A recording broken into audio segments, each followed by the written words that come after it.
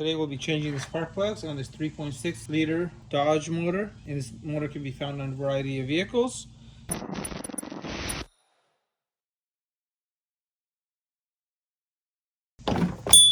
VIDIQ cover just pops off just like that. There's 3 grommets that hold it into place, here, here, and here. So after the cover is removed, you want to go ahead and back up this bolt right here. This is going to be 8mm. There's also one right here. And then use a screwdriver and back this hose up. This is a flexible hose that connects to the other side of the engine. And if you don't want to damage it, I actually recommend removing this. There's going to be a clip you want to undo right here. You have to squeeze it and then back it up. And there is going to be this clip right here that needs to actually be removed. This is really hard to get to. So what I had to do is take a pick and put it underneath and pry up on it, and on the other end get a screwdriver to go ahead and get that loose. And once that is loose, it'll come out just like that. This is the style. And now I'm going to go ahead and remove this out of the way. This just slides back and the other part here slides forward. Tube is out of the way. Clip is loose. I'm going to back this hose up right there. So this is completely out of the way now.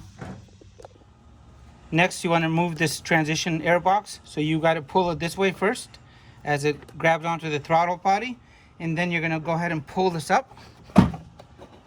And I'll show you guys what's holding this in place. This is what's holding this in place right here.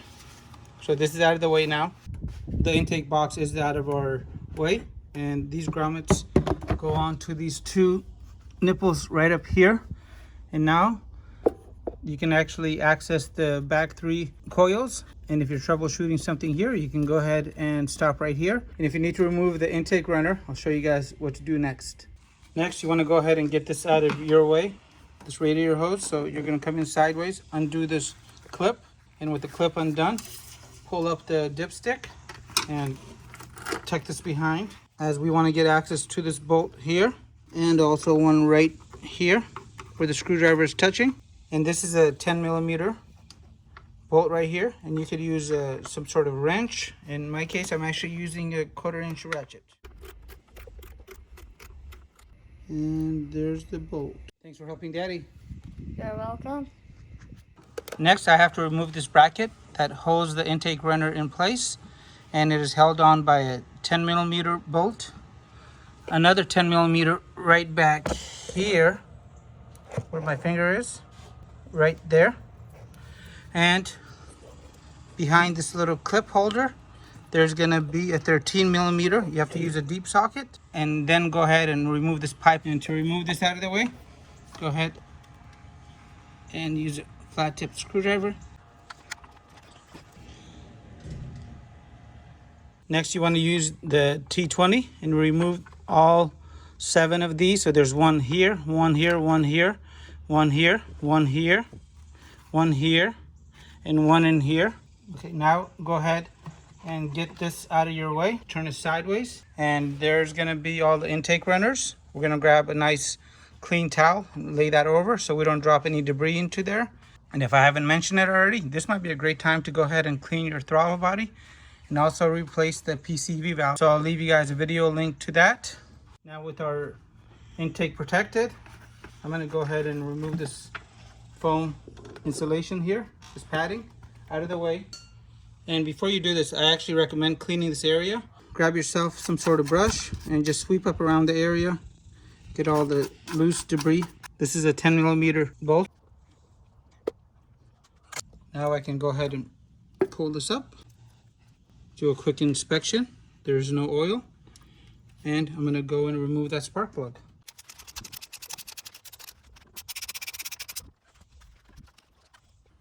And my spark plug is not catching. So I'm gonna grab this tool here, and there's my spark plug. So this is what came out of the vehicle, some champions. I am putting these NGK laser iridiums in here, and I got a small amount of anti-seize. Carefully put this back in. I always buy pre-gapped spark plugs, even though they're a little bit more expensive. the job will be done correctly. And I am also going to replace the gaskets on this. So if I haven't mentioned it already, it's probably not a bad idea to get yourself these gaskets. Go ahead and hand tighten this.